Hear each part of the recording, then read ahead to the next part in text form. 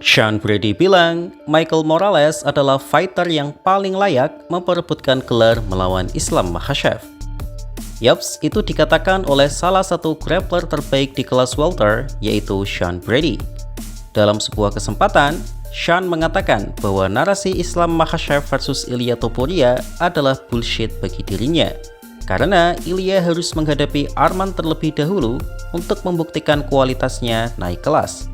Ya, kalau ini saya mengerti sih, meskipun saya sangat ingin melihat pertandingan Makhachev versus Topuria, tapi realitanya secara sportsmanship, setidaknya mereka harus mempertahankan sabuk dulu melawan kontender di divisi masing-masing. Apalagi Ilia Topuria ngambil cuti juga kan? Lagi pula jika memaksa pertarungan mereka dalam waktu dekat, maka akan menghambat jalannya dua divisi sekaligus, yaitu divisi lightweight dan divisi welterweight, yang tentu saja tidak adil bagi para top contender seperti Arman Tsarukyan, Michael Morales, Ian Garry, dan lainnya.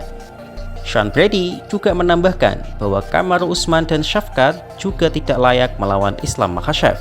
Shavkat memang undefeated, tapi ia sudah lama tidak aktif karena cedera, jadi ia harus menang satu kali lagi untuk mendapatkan tiket title shot. Sedangkan Usman dinilai sebagai yang paling tak layak karena meskipun statusnya sebagai legend, tapi rekor 4 pertandingan terakhirnya memanglah buruk. Sean bahkan menyarankan Shavkat dan Usman bertarung untuk memperebutkan tiket title shot selanjutnya. Kalau ini saya yakin Usman gak bakal mau sih, karena usianya sudah sepuh dan ia tidak punya banyak waktu lagi. Sean juga menambahkan bahwa Ian Garry dan Carlos Prates kurang layak menjadi penantang Islam Makhachev karena Makhachev terlalu sangar untuk mereka. Menurutnya, yang paling cocok dan layak melawan Islam Makhachev adalah Michael Morales karena ia masih muda, rekornya tak terkalahkan, dan ia mengalahkan top contender seperti Sean Brady. Ditambah meskipun skill ground game Morales masih misteri, tapi ia sudah terbukti menang atas Sean Brady yang merupakan grappler kelas elit. Sean percaya bahwa Morales akan memberikan kesulitan bagi Islam Makhachev. Well, kalau kita lihat aksinya melawan Sean Brady, Morales tampil sangat menjanjikan dengan kuda-kuda agak menunduk yang tampak sangat siap menahan takedown. Karena posturnya super panjang dan berisi membuatnya tidak kalah tinggi dengan lawannya meskipun ia menundukkan badan. Banyak fighter juga heran sih bagaimana bisa fighter sebesar itu memotong berat badannya ke 170. Tapi yang kita bicarakan di sini adalah Islam Makhachev yang tidak hanya seorang grappler tapi pure MMA fighter dengan fight IQ yang luar biasa. Akan menarik melihat bagaimana Islam Makhachev memecahkan teka-teki Michael Morales atau justru sebaliknya. Jadi bagaimana menurut kalian? Inilah alasan mengapa Arman Tsarukyan sangat sulit untuk dikalahkan di kelas ringan.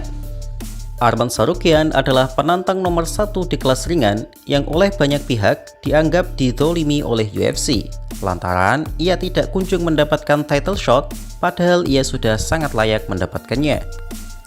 Bahkan menurut Khabib, Arman adalah petarung kelas ringan terbaik di dunia saat ini, yang artinya Khabib menganggap Arman lebih baik dari Ilia Topuria dan sepupunya sendiri yaitu Usman Nurmuhammadov. Arman memiliki fisik yang sangat kuat, fleksibilitas tinggi, dan tentu saja skill bertarung level elit. Ia sangat bagus baik di stand up fight maupun ground game. Gameplaynya adalah brawling, tapi tidak hanya adu jotos, tapi lebih pada melibatkan semua hal dalam MMA.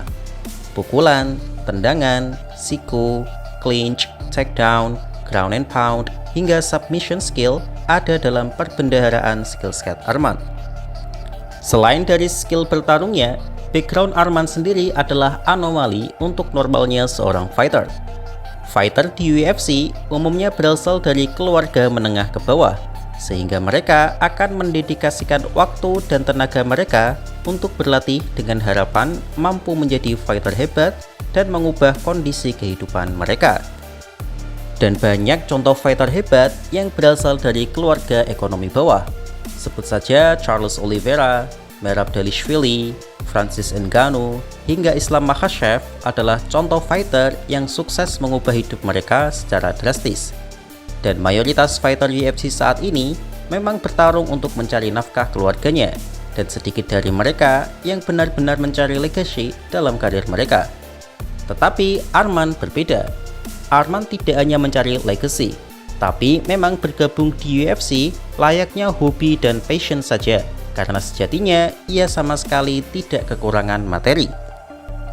Arman berasal dari keluarga kaya yang memiliki bisnis konstruksi yang cukup besar di Armenia, sehingga memang dari kecil Arman sudah hidup berkecukupan.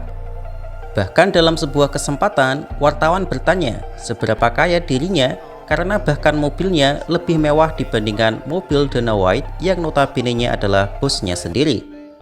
Arman pun menjawab ia tidak sekaya itu, tapi mengindikasikan bahwa ayahnya memang kaya.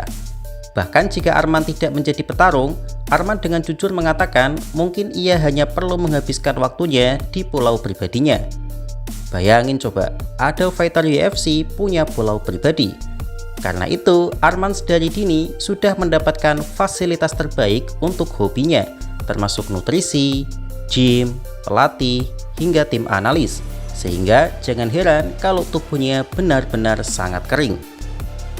Tak seperti fighter lain yang mungkin fokusnya terpecah untuk menafkahi anak istri seperti fighter di Indonesia, Arman hanya fokus latihan dan bertanding saja. Karena ya sebenarnya tanpa bekerja pun dia sudah kaya. Dan ini adalah keunggulannya serta anomalinya, karena umumnya anak sultan seperti dirinya sangat jarang yang mau menyakiti dirinya sendiri untuk terjun ke olahraga paling brutal di dunia. Dan saya sendiri meyakini bahwa selain Ilia Topuria, tidak ada satupun petarung kelas ringan yang bisa menghadapi Arman saat ini. Kalau sang juara, saya masih yakin akan mampu menghadapi Arman. Terlepas siapapun yang menang nanti, pasti laga akan sangat sengit. Tapi masalahnya ya kita tahu sendiri, si paling raja masih saja membebekkan diri dari Arman. Jadi bagaimana menurut kalian? Tanggapan beberapa fighter tentang dirampoknya Arman Tsarukyan mendapatkan title shot. Yaps, gelaran interim title untuk kelas ringan sedang lagi panas-panasnya mendapatkan sorotan. Selain dua dari fansboy petarung tersebut, rasanya hampir semuanya menilai bahwa laga Justin Gaethje versus Paddy Pimblett adalah match up lelucon. Tak hanya fans dan media, beberapa fighter atau mantan fighter juga tidak habis pikir bagaimana bisa mereka menggelar laga sabuk interim tanpa melibatkan sang number one contender yaitu Arman Tsarukyan. Number one contender adalah petarung yang paling layak memperebutkan gelar undisputed, dan jika sang juara berhalangan seperti Ilia Topuria yang mungkin masih sibuk di KUA, maka sang number one contender lah yang menjadi petarung terbaik di divisi tersebut. Berikut ini tanggapan beberapa fighter atau pensiunan fighter tentang dirampasnya hak Arman sebagai title challenger. Pertama, datang dari mantan juara kelas menengah, si good boy Robert Whittaker. Ia menilai bahwa Arman adalah yang paling layak melawan Ilia Topuria. Memang ada yang bilang bahwa Arman telah melakukan kesalahan besar dengan menarik diri H-1 sebelum fight melawan Islam Makhachev dulu, tapi ia sudah menebus kesalahannya dua kali. Pertama, sebagai backup fighter, dan kedua dengan memenangkan laga melawan Dan Hooker. Menurut Robert, Paddy masih belum layak memperebutkan sabuk. Paddy Pimblett adalah fighter yang bagus, dan sejauh ini ia terus berkembang dari laga ke laga. Namun menurut Robert, Paddy belum siap jika harus bertemu Ilia Topuria. Dan kayaknya hampir semua fans sepakat sih kalau mereka bertarung, Topuria akan menghantam wajah Paddy.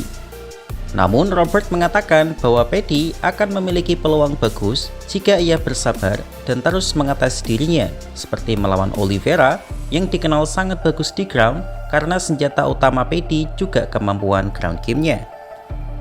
Jadi dari ucapan Robert itu, seharusnya sabuk interim tidak perlu ada karena penantangnya sudah sangat jelas, yaitu Arman Tsarukyan.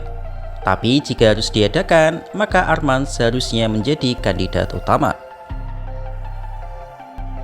Kedua, datang dari si paling realistis di UFC lightweight, yaitu Renato Moicano. By the way, saya sebut realistis di sini karena dia adalah fighter yang dengan lantang menginginkan uang di oktagon interviewnya. Dalam sebuah kesempatan, ia mengatakan bahwa laga Justin Gaethje versus Paddy Pimblett adalah tindakan yang tidak adil bagi semua kontender di kelas ringan. Ia berkata bahwa memberikan laga sabuk interim pada Paddy Pimblett adalah tindakan yang lucu karena menurut Moicano, Paddy Pimblett adalah easy money atau fighter yang seharusnya bisa dikalahkan dengan mudah oleh top contender. Alasannya sangat sederhana, yaitu sama seperti Makhachev. Moicano mempertanyakan, memang siapa yang sudah dikalahkan Paddy di divisi ini? Michael Chandler, Tony Ferguson, dan Bobby Green adalah fighter yang kenyang dengan kekalahan sebelumnya. Apalagi tiga-tiganya adalah fighter tuir yang sudah melewati masa prima mereka. Jadi mengalahkan mereka sama sekali tidak mengesankan. Dan beruntungnya lagi, lawannya nanti adalah Justin Gaethje yang juga memasuki masa uzur dan sudah jauh dari masa primanya. Ya, itu fakta sih. Paddy memang sangat diuntungkan di sini. Padahal menurut Moicano, Paddy hanyalah easy money. Terakhir, datang dari pensiunan UFC, yaitu sang mantan juara kelas bantam TJ Dillashaw. Ia secara gamblang mengatakan bahwa Topuria kabur dari Arman. Ingat, tidak takut loh ya, tapi kabur, walaupun beda tipis sih. Menurut TJ, mustahil Topuria akan naik kelas karena itu gak masuk akal. Bayangkan saja, andaikan ia menang dari Makhachev, lalu apakah ia mampu melawan Morales dan Shavkat yang ukurannya sangat besar dan secara style itu berbahaya bagi dirinya? TJ juga mengatakan bahwa ia mengakui Topuria adalah petarung dengan skill tertinggi di UFC, tapi melawan Arman resikonya memang sangat tinggi, karena kekuatan Arman memang sangat mengerikan di kelas ringan. Jadi, dibandingkan resiko kalah dari Arman, lebih baik kalah dari Makhachev di kelas 170, yang mana para fans akan lebih memaklumi itu, karena Makhachev adalah pound for pound nomor 1, sedangkan Arman masih sangat underrated. Nah, langkah kabur-kaburan ini sudah sangat jelas merugikan Arman sebagai title challenger. Ya, meskipun hanya rugi dalam hal prestasi sih, karena kalau dari segi finansial, Arman sama sekali gak memikirkan itu. Memang bayaran UFC Champion sangat tinggi untuk standar MMA fighter, yaitu mencapai minimal $1 juta untuk setiap fightnya. Tapi tentu saja jumlah tersebut hanya lelucon saja bagi bapaknya Arman. Jadi bagaimana menurut kalian?